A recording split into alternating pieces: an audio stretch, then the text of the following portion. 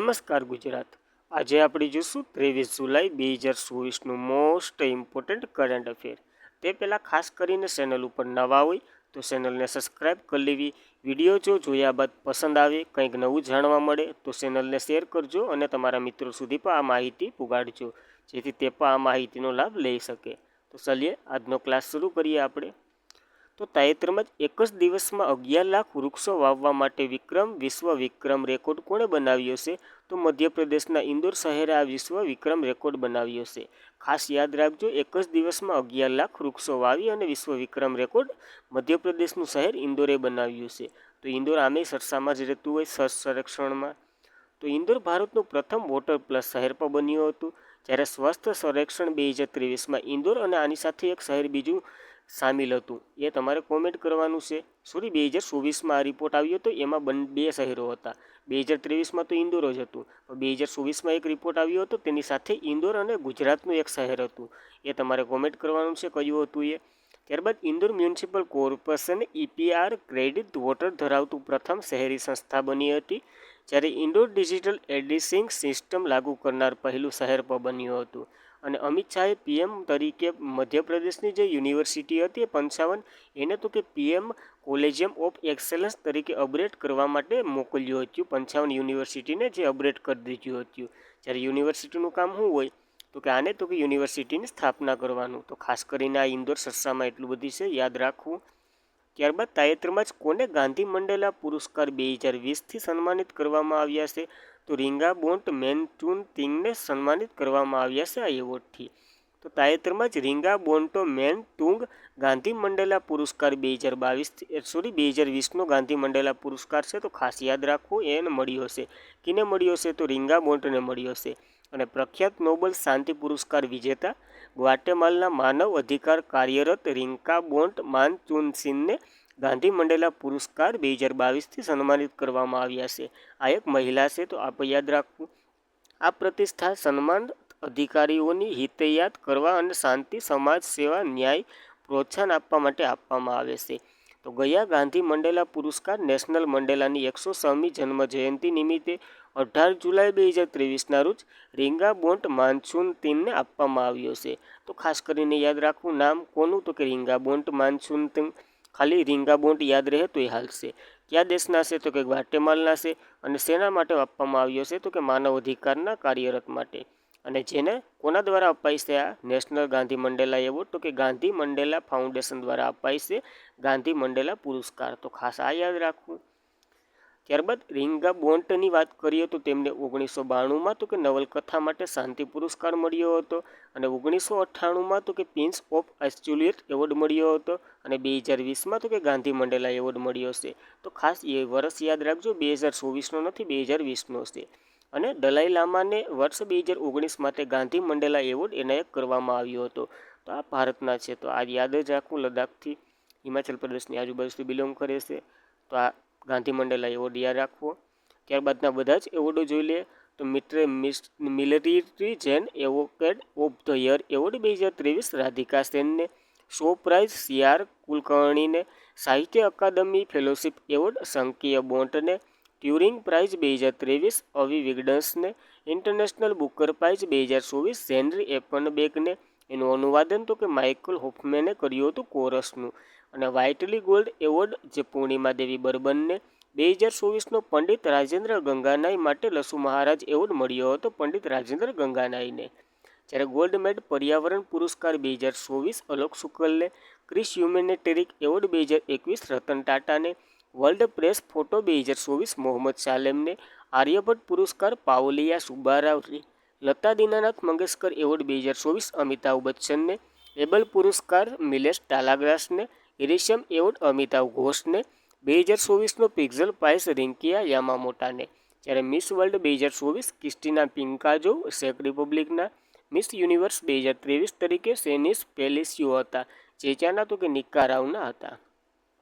ત્યારબાદ 2023નો ડૉક્ટર અદિતિ સેન માટે GD Birla award મળ્યો હતો, અને જ્ઞાનપીઠ પુરસ્કાર 58મો જગતગુરુ રંભાચાર્ય અને ગુલજારીલાલને। જ્યારે KPB નામીબિયા એવોર્ડ એસ સોમનાથનને, CK Naidu Lifetime Achievement Award Ravi Shastri અને ફારૂક એન્જિનિયરને। જ્યારે આસામનો વૈભવ સન્માન રંજન ગોગાઈને, અને MS સ્વામીનાથન એવોર્ડ BR કંબોજને. જ્યારે 2023નો સ્ટાર રામાનુજન પુરસ્કાર રવિ કિંગ ઝાંગને. સાહિત્ય અકાદમી પુરસ્કાર હિન્દીમાં તો કે સંજીવને મને ઓળખો માટે, અંગ્રેજીમાં તો કે નીલમ શરણ ગોરને રાગ જાનકી વિનંતી માટે, 33મો વ્યાસ સન્માન તો કે પુષ્પા ભારતીને યાદો યાદો યાદો માટે. જ્યારે 33મો સરસ્વતી સન્માન પ્રભા વર્માને રુદ્ર સાત્વિક માટે, Ramon Magsaysay Award 2023 doctor Ravi કન્નરને, V Shantaram Lifetime Achievement Award સુબિયાન નલાથમુને અને National Mandela Lifetime Achievement Award Vinod ગણતરાને. જ્યારે પેન પિક્ઝલ સાહિત્ય પુરસ્કાર 2024નો અરુંધતી રોયને અને આરતી જે યુપીના છે એને ચાર્લ્સ ત્રીજા દ્વારા અમાલ કલુન તરફથી મહિલા સશક્તિકરણનો પુરસ્કાર પ્રાપ્ત થયો છે. જ્યારે આરતી તો કે રિક્ષા ચડાવે છે. અને કોમનવેલ્થ શોર્ટ સ્ટોરી પિક્ઝલ 2024 સંજના ઠાકુરની પસંદગી કરવામાં આવી હતી તેમની કૃતિ ઐશ્વર્યા રાય માટે. જ્યારે 12મો વિશ્વ હિન્દી પુરસ્કાર ડૉક્ટર ઉષા ઠાકોરીને, હર્ષ બોલે હેન્ટિંગ પુરસ્કાર તો કે સાલોલિંગમને જે તેલંગાણાના છે, અને પ્રથમ કે સરસ્વતી અમ્મા પુરસ્કાર પી ગીતાને મળ્યો હતો. તો ખાસ કરીને આ 2024ના મોસ્ટ ઇમ્પોર્ટન્ટ એવોર્ડ યાદ રાખવા. ત્યારબાદ તાજેતરમાં જ કોને અભ્યાસ પ્રકાશિત થયો હતો કે પૃથ્વીના સૂર્યની આસપાસ ફરતી નથી પણ તે બેરી સેન્ટરની આસપાસ ફરે છે. તો આ નાસાએ હમણાં જ અધ્યયન કર્યું છે અને જણાવ્યું છે. તો તાજેતરમાં જ નાસાના અભ્યાસકાર પ્રકાશિત થયું છે કે પૃથ્વી સૂર્યની આસપાસ ફરતી નથી પણ બેરી સેન્ટરની આસપાસ ફરે છે. હવે આ બેરી સેન્ટર શું છે? તો કે બેરી સેન્ટર એ જે પોઈન્ટ જેની ચારે બાજુ તો કે પૃથ્વી એક સંતુલનમાં રાખી શકે એને બેરી સેન્ટર કહેવામાં આવે છે. સમજી લો કે તમે અહીં ઊભા હોય તો તમારા બે પગું એ તમારી સંતુલન જાળવી રાખે તો એને બેરી સેન્ટર કહેવાય છે. જે બોડીની નજીક હોય છે આને બેરી સેન્ટર તરીકે ઓળખવામાં આવે છે, એ જે બેરી સેન્ટરની આસપાસ ફરે છે.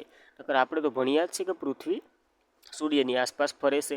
જો કરંટ અફેરનો પ્રશ્ન હોય તો પૃથ્વી બેરી સેન્ટરની આસપાસ ફરે છે, અને ભૂગોળનો પ્રશ્ન હોય તો પૃથ્વી સૂર્યની આસપાસ ફરે છે. એ જ ઓપ્શનમાં, તો ઓપ્શન પ્રમાણે તમને ખબર પડી જાય કે આ કરંટનો પ્રશ્ન છે કે ભૂગોળનો.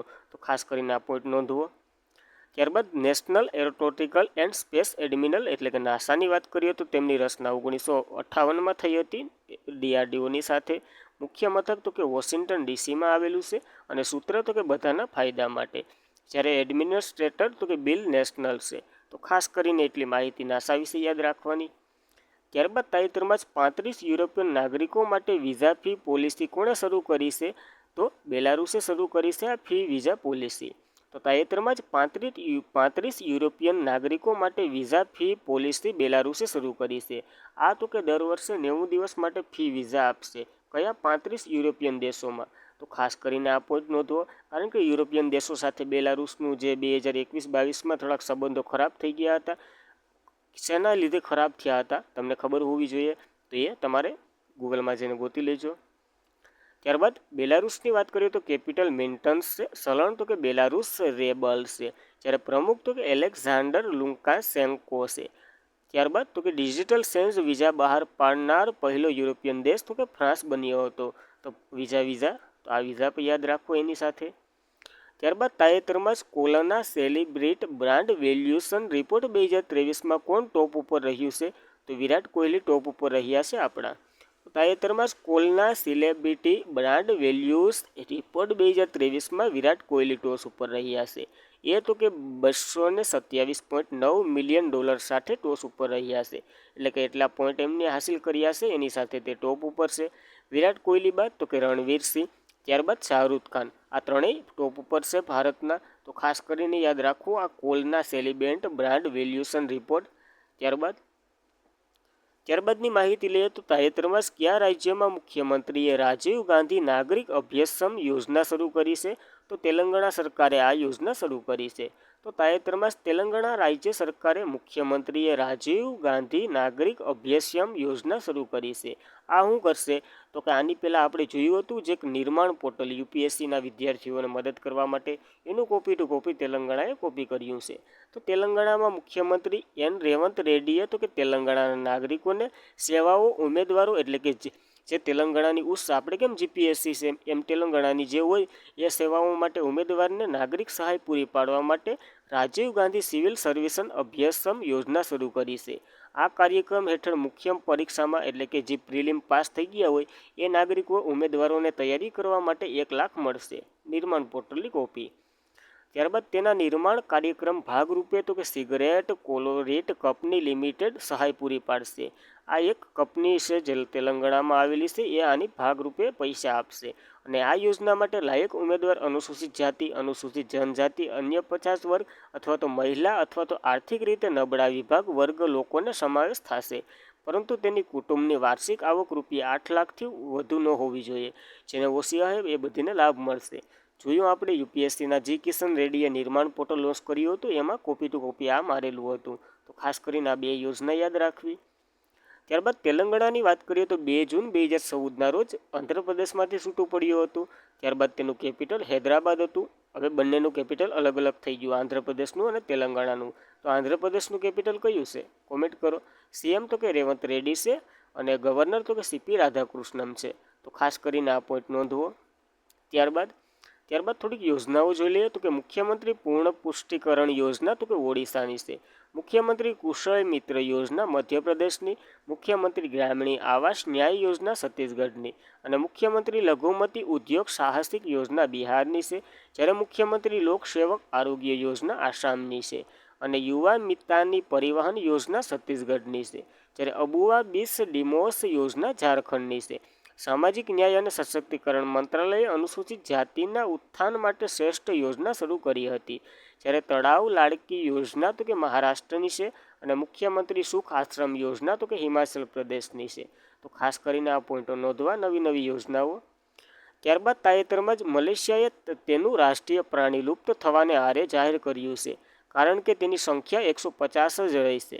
જ્યારે મલેશિયાનું રાષ્ટ્રીય પ્રાણી કયું છે?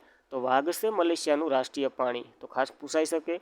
તો તાજેતરમાં જ મલેશિયાએ તેનું રાષ્ટ્રીય પ્રાણી લુપ્ત થવાને આરે છે એવું જાહેર કર્યું છે, કારણ કે તેની સંખ્યા 150 જ વધી છે. અને મલેશિયાનું રાષ્ટ્રીય પ્રાણી તો કે વાઘ છે, જેનું વૈજ્ઞાનિક નામ તો કે પેન્થેરા ટાઇગરિસ છે. તો ખાસ કરીને યાદ રાખવું વાઘનું સંરક્ષણ, કારણ કે વાઘના બહુ બધા શિકારો અહીંયા મલેશિયામાં થયા છે, એટલા માટે 150 જ સંખ્યા વધી છે.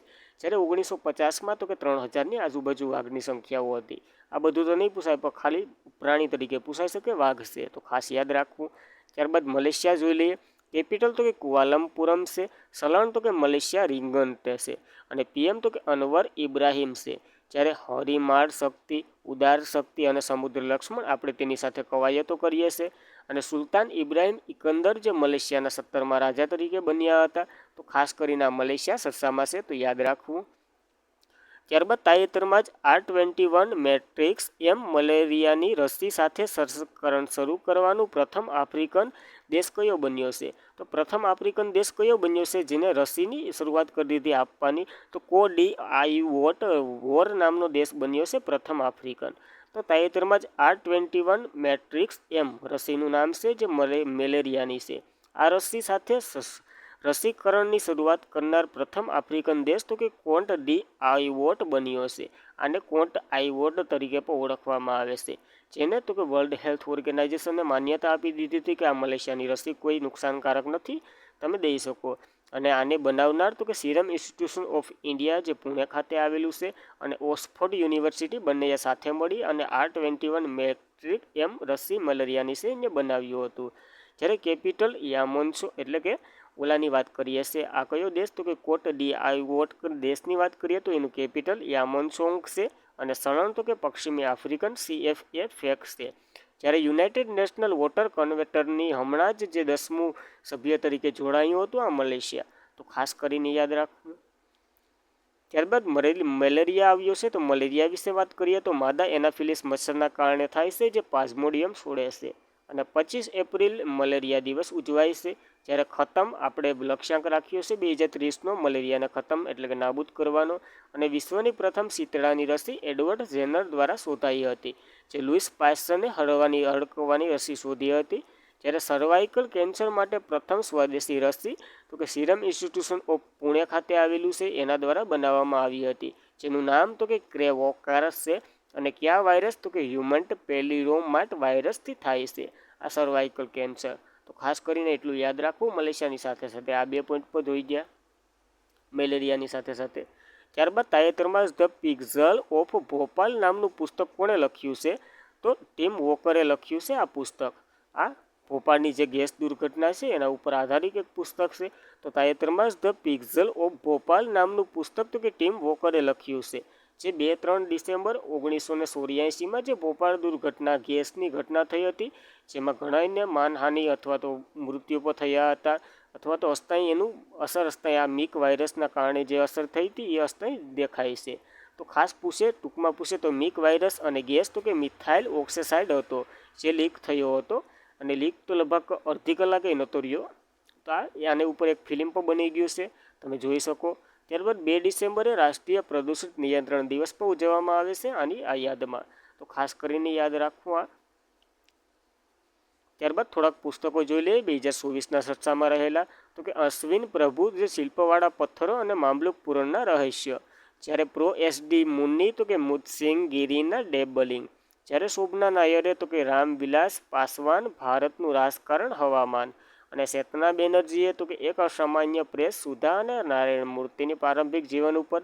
જ્યારે MJ અકબર તો કે 3 અભિયાનોમાં ગાંધીય જીવન. જ્યારે માધવ ગોલ્ડબોલે જે બાબરી મસ્જિદ રામ મંદિર દીર્ઘા. જ્યારે રઘુરામ રાજન જે બેકિંગ ધ મોડ ભારતની આર્થિક ભવિષ્યને ફરી બનાવવું. ત્યારબાદ હ્યુમા હુરેસી જે જબ્બા એન્ડ એક્સેન્ટી સુપરહીરો. ત્રિગલ ખન્ના જે સ્વર્ગમાં આપનું સ્વાગત છે. શર્મિષ્ઠા મુખર્જી પ્રણવ મારા પિતા અને એક પુત્રીની યાદ કરે. જ્યારે પાવર વિડર્સ the leadership Narendra Modi R Bala સુબ્રમણ્યમે લખ્યું હતું. અને બેઇજિંગ ઇન્સ્ટિટ્યુશન એન્ડ રિપબ્લિક જે PM શ્રીધરન પિલ્લેએ લખ્યું છે, જે ગોવાના ગવર્નર પાસે. તો ખાસ કરીને નવા પુસ્તકો યાદ રાખવા. ત્યારબાદ તાજેતરમાં જ પ્રથમ ટ્રાન્સજેન્ડર સબ ઇન્સ્પેક્ટર કોણ બન્યા છે? તો આ બન્યા છે માનવીય મધુ કશ્યપ બન્યા છે સબ ઇન્સ્પેક્ટર. તો પ્રથમ પોસ્ટ ઉપર આવ્યા છે. તો તાજેતરમાં ભારતના પ્રથમ ટ્રાન્સજેન્ડર સબ ઇન્સ્પેક્ટર માનવીય મધુ કશ્યપ બન્યા છે, જે બિહારના બાદલપુર નામના નાના એવા ગામમાંથી આવે છે, અને પ્રથમ ટ્રાન્સજેન્ડર બન્યા છે IPS એટલે કે સબ ઇન્સ્પેક્ટર બન્યા છે. તો ખાસ કરીને યાદ રાખવું આ પોઈન્ટ. ત્યારબાદ બિહારની વાત કરીએ તો કેપિટલ પટના છે, CM નીતિશ કુમાર છે, અને ગવર્નર રાજેન્દ્ર વિશ્વહલરેકર છે. જ્યારે આંતરરાષ્ટ્રીય ટ્રાન્સજેન્ડર દિવસ 31 માસે ઉજવીએ છીએ આપણે. તો ખાસ કરીને આ પોઈન્ટ પણ નોંધવાની સાથે. તો આજના માટે એટલું. Thank you for watching this video. ખાસ કરીને મિત્રો વિડીયો પસંદ આવે લાઇક કરો, તમારા મિત્રોને સજેસ્ટ કરો, એને પસંદ આવે તો એને કહું બીજાને સજેસ્ટ કરે. જેમ વિડીયો ફેલાશે તેમ અમને પ્રોત્સાહન મળશે. અને પસંદ આવે તો ખાસ કરીને લાઇક તો બનો, અને તમારા કંઈ સજેશન હોય તો કોમેન્ટ કરો. તો આજના માટે એટલું. Thank you for watching this video. જય હિન્દ, જય ભારત. તમારો દિવસ શુભ રહે.